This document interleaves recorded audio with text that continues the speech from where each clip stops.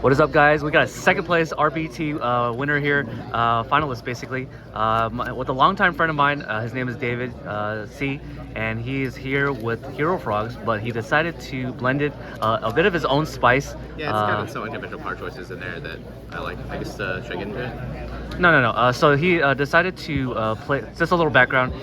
He hasn't been playing Edison format as of late, but thanks to a lot of help from the frog community, especially on YouTube, he was able to innovate his own brew of frogs and decided to take it here to our RBET LA and get in second place.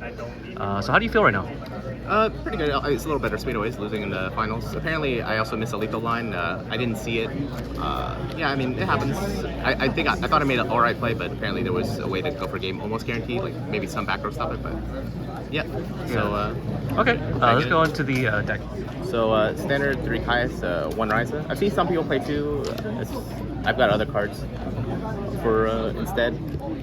3 Substitute, standard 2 Swap, and 2 on the other fronts. Sometimes you see 3 and 1.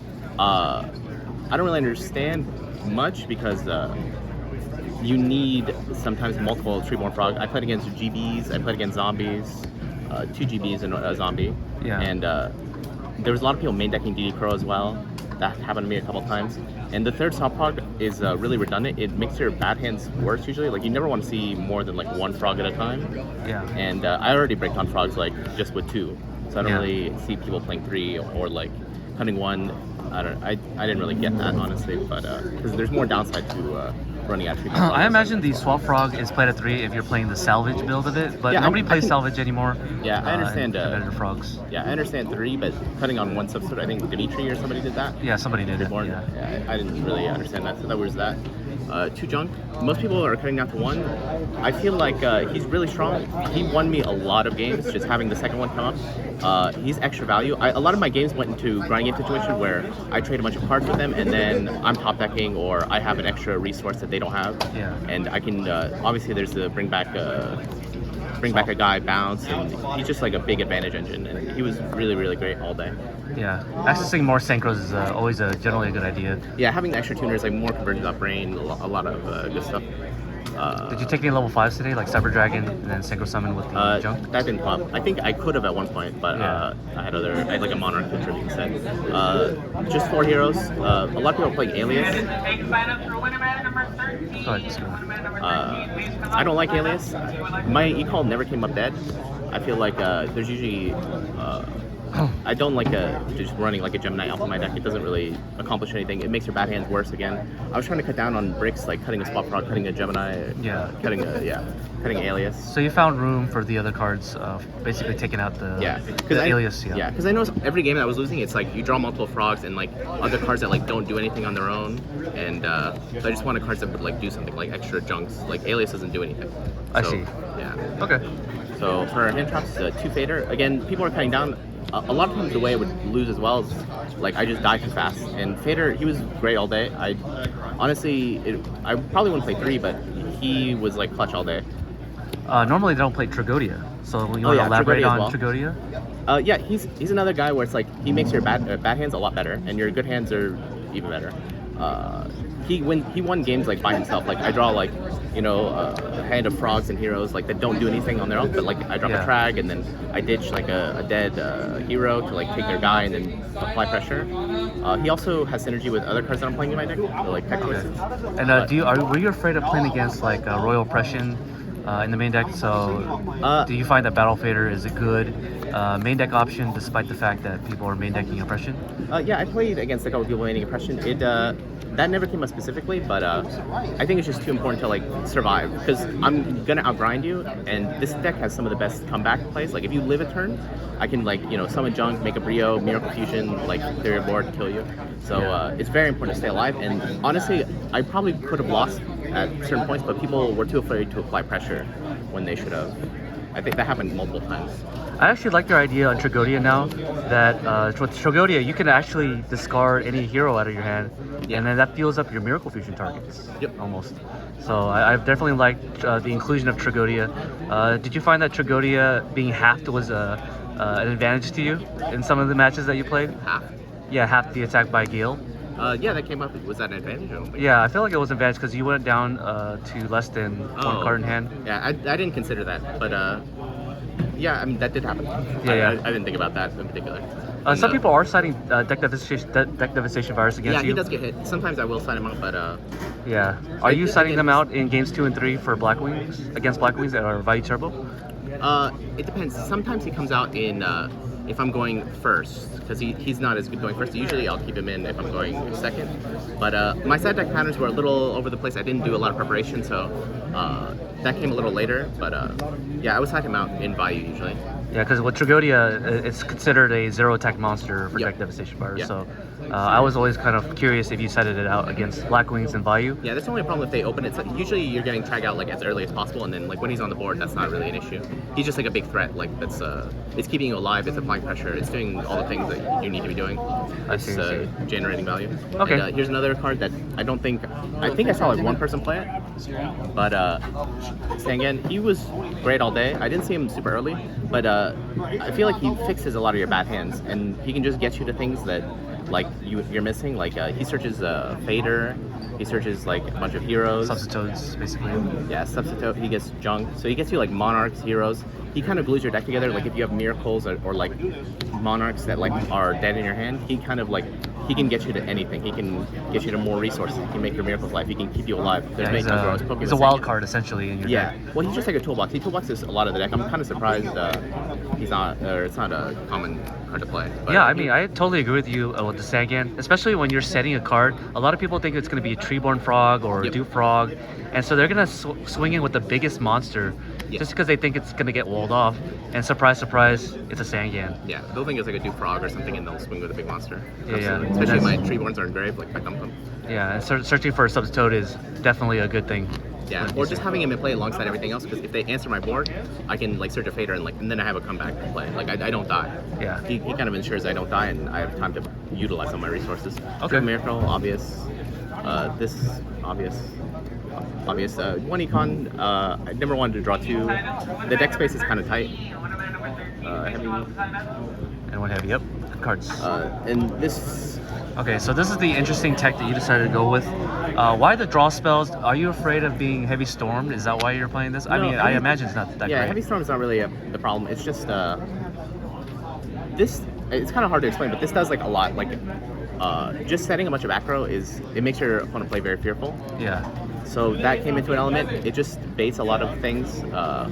It helps your opponent like not aggress on you. If they see two, they're gonna think you have like some sort of Wing Blast Regeki breaks. A lot of people would play into it thinking it was a Regeki break that like Heavy Storm or Typhoon before they're going for their final push, and like I would just draw a card and then I would have Gores or Fader or something, and like something that's impactful. Essentially, it also has synergy with Tragodia. There's people that play Dark Dust Spirit like in the mirror sometimes. So this gets like extra value. Oh, okay. So did you actually resolve that effect? No, at all? that never happened. But theoretically, you can draw a spirit. Okay. Yeah. Honestly, it's just like I thought it would be a big surprise factor, like when people see it, and then they wouldn't go after your other back row too. So I'm also playing Dust Shoot and Torrential and Mirror Force. Okay, so 3 roll traps. Yeah. Actually 2. Sorry. Yeah, just 2 that like you don't want Typhoon. Okay. So these would kind of insulate. You could like set 2 or 3 and like set another one, and like you would never get your thing blasted by Typhoon. Really. Yeah. So from Fraser Smith's build, you decided not to play the Future Fusion. What are your thoughts on, and Danny as well? What are your thoughts on cutting those power cards essentially? So Dandy again is one of those cards like if you draw Dandy with like frogs or like a hero, it doesn't really do anything. Future Fusion, like obviously there's like wombo combos, but I wanted to go for like more greedy and like less brick hands. Yeah, is kind of my idea. Because also like your one thing I forgot to mention with these is obviously when you substitute, you thin your deck out by like 8 or 9 cards, and then these draw spells are like getting you into all your gas, like all your Miracle Fusions, all your enemy controller, brain control. Got it. So that's part of why you play that as well. I see. So you're holding the trap cards until you resolve substitute. Yeah, oftentimes that'll be the case. Or because you just leave them and they're playing kind of scared. Like that was a big thing. Like I was saying before, people were afraid to attack me because I have like 3 sets, and they're all jar breeds, and essentially. Yeah, they're kind of like that. But then they didn't play into it.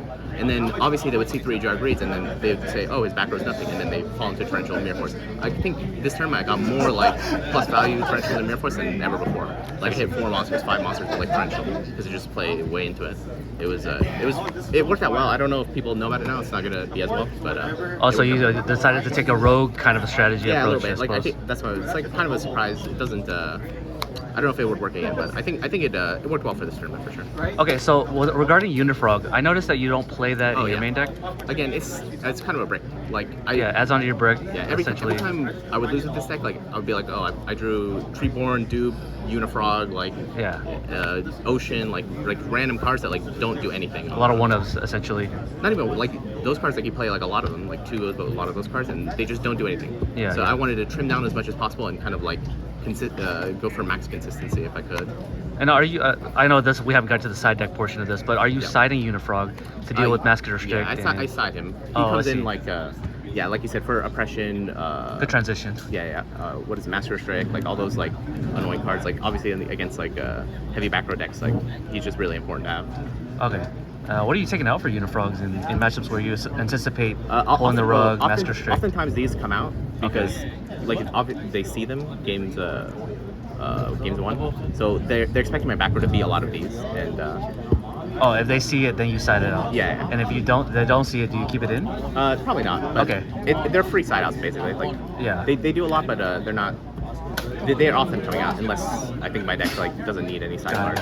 They're the first to go because the decks are really tight. A lot of the flex spots go to those draw cards that you normally take out in other matchups. Yeah, that's exactly what I do with Upstart Goblin. Yeah. So more back row hate. These are obviously coming in for the same reason. You're trying to snipe whirlwinds and like floodgates. Interesting. Deck devies in the end phase. That's a big one too. Yeah, it looks like you decided to go side the MST, but also main the Heavy Storm. Yeah. Are you afraid that the mirror match, the Heavy Storm would kind of be dead? Yeah. In some situations. Yeah, I think Heavy Storm is too strong not to play. The reason MST is in the side, again, it contributes to a brick hand. Like, if I draw a bunch of frogs in MST, it's like bad. So I just cut it. Okay. I feel like there's like 15 like brick cards. Like if I draw like Fader and like a bunch of other things, like the other again like does nothing. So I cut the cards that like did nothing. But I don't need, especially it's an advantage not to play this if you're going against like Lightsworn. I played 2 Lightsworn today. Yeah. And mirror match, like it's not that important to have. So there's a lot of matchups where you don't want it anyway. So you're making your deck even better against those matchups by cutting it. Okay. And Triple Crow goes in a lot for. I've decided for Amaryllis, Bayou. Yeah, every deck has a graveyard Lightsworn. thing going on. A lot of people are maining it for this event, which I didn't see coming, but I got hit with that a couple times. I had to start playing. Yeah, me too. I have not been. I'm caught off guard as well. Yeah, and Triple Vanities. Yes, of course. He's just like broken in the mirror and like a bunch of other matchups. Usually you side out like Junk because even though he's like a false down out, he's like a deck devi target. So you kind of trim down on deck devi targets. Even though every time they have deck devi, I somehow like have 5 targets, even though I don't. I mean, it'll happen probability wise. Even though I cut down on them. 2 Snowman. This was.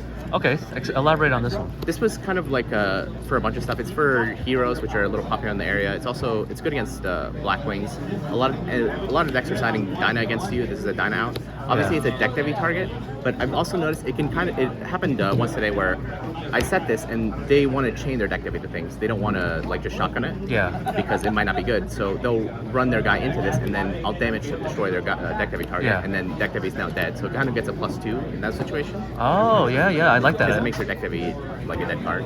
Okay, so you're kind of like taking advantage of the fact that people have an idea of what the set card is, generally speaking. Yeah, but then they run into a wall that can destroy them in the damage step. Yeah.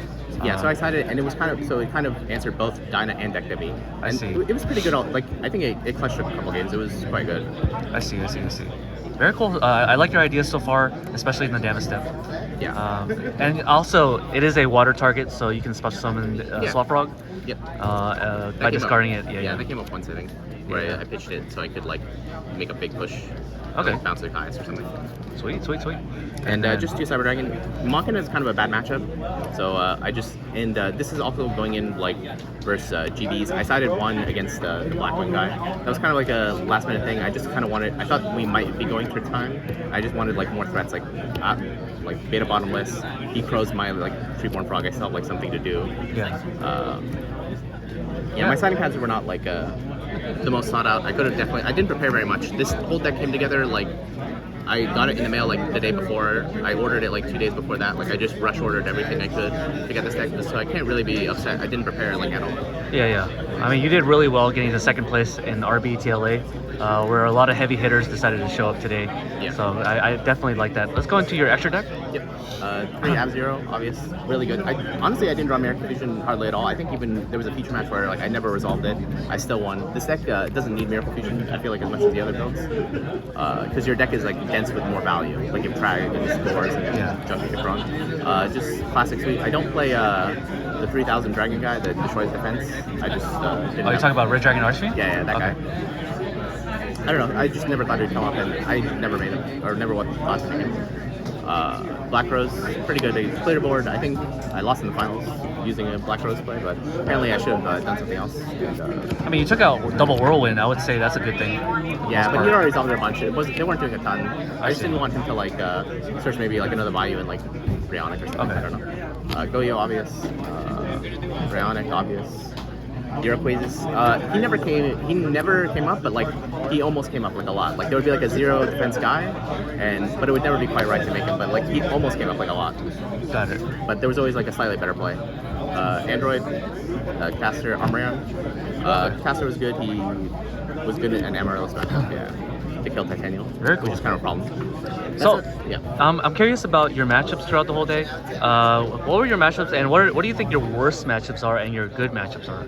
I don't know. I really didn't feel any bad matchups. My bad matchup I felt like is Vayu when they draw the nuts. Like maybe Black Whirlwind like ×2 is also a bad matchup. Yeah. But and I could even have won that game. Like he opened double Whirlwind and I made the mistake and lost. Even though my hand was, I don't even think my hand was that strong that game, and I still almost won. Or I should have won, but I misplayed. Yeah, GBs was tough. I played 2 GBs. I lost at the first one. That was my only loss in Swiss. Yeah, I mean, it's hard to beat GBs. Yeah, he was playing like double Ready Ari and like DD Pro main deck. Like it was like a anti-frog deck. So that would probably be a bad matchup.